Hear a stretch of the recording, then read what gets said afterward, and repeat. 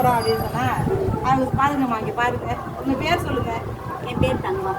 தங்கம். நான் மல்லிகா, தலைமை ஆசிரியர், நம்ம ஊர் பள்ளிக்கூடத்துடைய தலைமை ஆசிரியர். வணக்கம் டீச்சர்.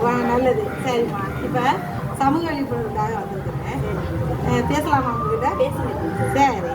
இப்போ நம்ம பெண்கள் சம்மந்தமானது. இப்போ நிறைய பெண்களுக்கு வந்து இந்த புற்றுநோய் எல்லாம் வருது. அதில் இந்த மார்பக புற்றுநோய், கர்ப்பப்பை புற்றுநோயெல்லாம் வருது. அதை பற்றி சொல்லிட்டு அதுக்கான விழிப்புணர்வு என்ன அப்படின்னு சொல்கிறதுக்காக வந்திருக்கேன். சரி. இப்போ நம்ம வந்து நம்ம மாதவிடாயை பற்றி தெரியும். நம்ம மாதம் குளிப்போம் இல்லையா? அப்படி அந்த நேரத்தில் நீங்கள் என்ன பயன்படுத்துறீங்க அதுக்காக? அப்போ வந்து பழைய ட்ரெஸ்ஸுலாம் இது பண்ணிக்குவோம், புடவையை வந்து கட் பண்ணி வச்சுக்குவோம். இப்போ வந்து மகள்லாம் வந்து இந்த கடையில் விற்கிறதுல பஞ்சு, அதை வாங்கி வைக்கிறாங்க. சொன்னால் கேட்குறாங்கல்ல. ஓ சரி சரி. எங்களுக்கு ஈஸியாக இருக்குங்கிறாங்க. ஏன்னா அது வந்து 4 மணி நேரம் 5 மணி நேரம் வச்சுக்கிறாங்க போகிறதுனால. அதனால பல வியாதி தொடர்பு கொள்ளுது அப்படிங்கிறாங்க. அவங்க சொன்னால் கேட்குது. பரவாயில்லம்மா, நிறைய தகவல் தெரிஞ்சிருக்கீங்க. சிறப்பு.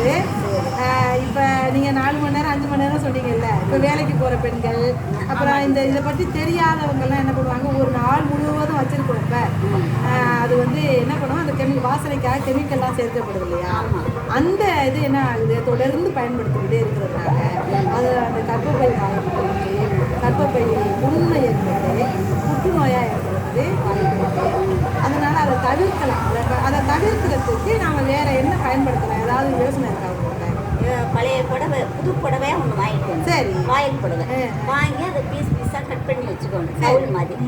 அதுக்குள்ளே ஒரு பை மாதிரி வச்சு துணியை மடித்து உள்ளர வச்சு சட்டியில் வச்சுக்கணும். சிறப்பு. ரொம்ப அருமையாக நிறைய விஷயங்கள் சிறப்புமா. வாழ்த்துக்கள்மா. சிறப்பு, அருமையாக சொல்றீங்க. உண்மைதான்.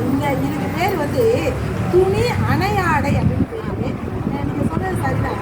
நம்ம அந்த ஒரு துணி அதை நம்ம தச்சுக்கிறது, அந்த பேடு கைகளை தச்சுட்டு அதில் உள்ள ஒரு நம்ம துணியில் மடிச்சு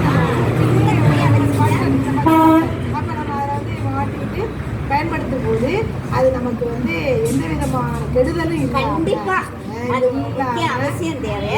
அது கண்டிப்பாக மக்கள் வந்து அதை பண்ணாங்கன்னா, தொடர்ந்து செஞ்சாங்கன்னா அதில் நன்மை ஏற்படும். இந்த மாதிரி பல வியாதி இதுகள்லாம் வராது. அது பெண்களுக்கு அறிவு வேணும்.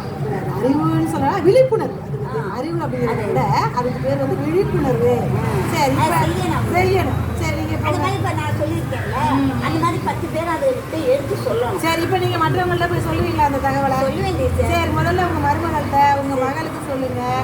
வெரி குட்மா. பக்கத்தில் இருக்கிறவங்களுக்கு கண்டிப்பாக சொல்லுங்கள். அக்கம் பக்கம் இருக்கிறவங்களுக்கு அந்த மாதிரி சொன்னாங்கன்னு நான் சொல்கிறேன். கண்டிப்பாக. சிறப்புமா, ரொம்ப நன்றி.